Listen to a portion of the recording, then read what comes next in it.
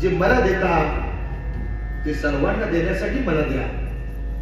आदिनाथ गुरु सकळ सिद्धांचा मच्छिंद्र तयार मच्छिंद्राने बोध गोरक्षण शिकलेला गोरक्ष बोधला गरीब प्रसादे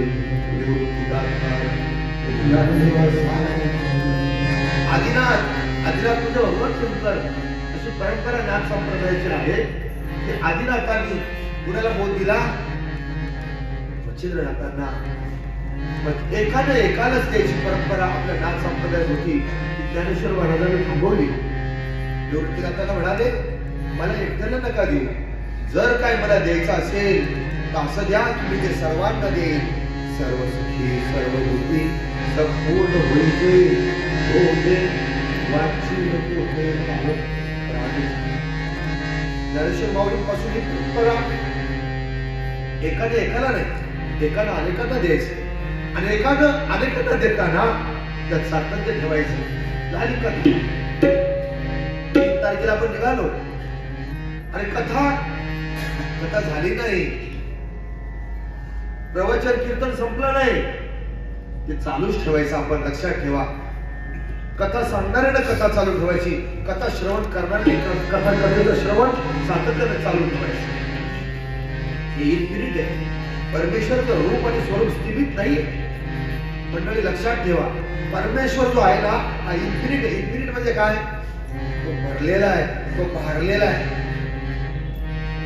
तो अनंत स्वरूप आहे. अनंत कोटी ब्रह्मांड नायक राजाधिराज श्री रामचंद्र भगवान की जय. अनंत कोटी ब्रह्मांड नायक, असा अनंत कोटी ब्रह्मांड नायक असलेला तो अनंत स्वरूप आहे. आणि म्हणून कथा कधी संपत नसते. लक्षात ठेवा, प्रवचन कीर्तन नामस्मरण कधी संपत नसतं. राजानं वशिष्ठ मुनींनी सांगितलं आणि तो अंत्यसंस्कार अतिशय हिंदू धर्माच्या अतिशय चांगल्या पद्धतीनं तो पार पाडण्यात आला.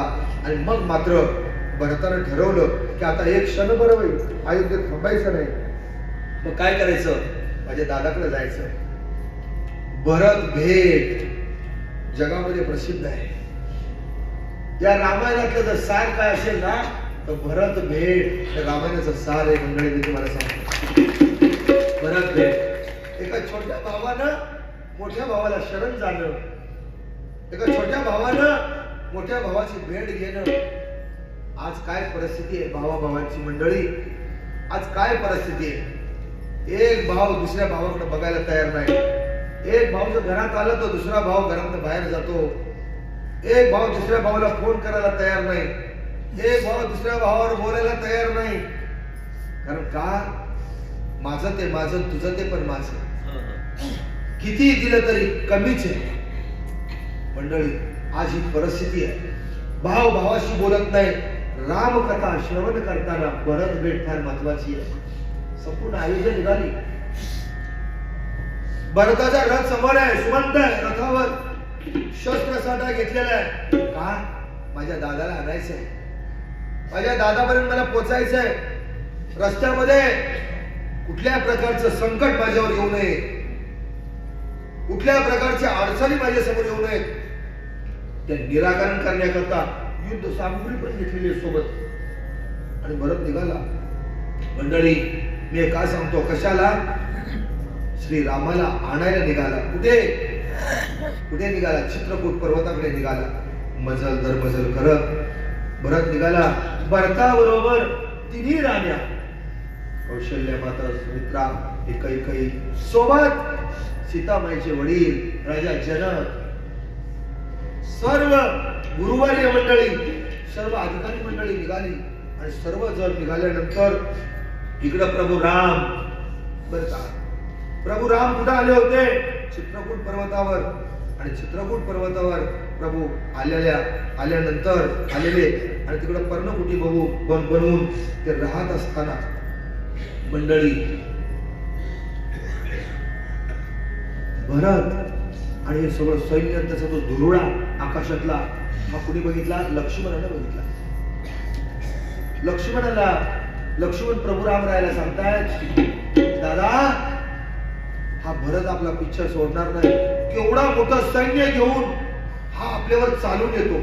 लक्ष्मणाच्या मनात विचार आला, आपण वनात आलो ना, त्या चित्रकूट पर्वतावर आपण राहतो ना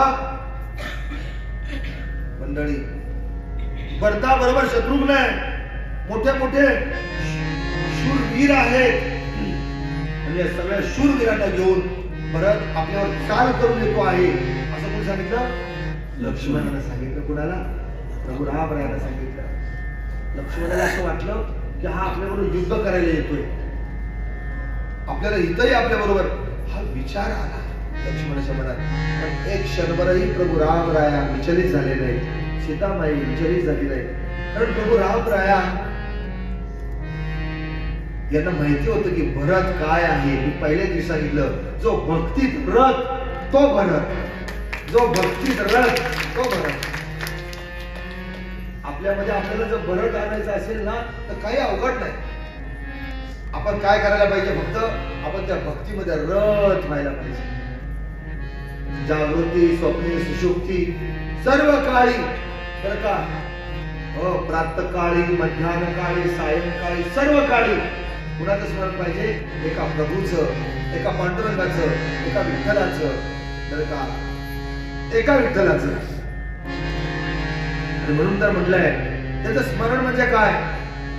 विठ्ठल विठ्ठल म्हणावे वेळोवेळा,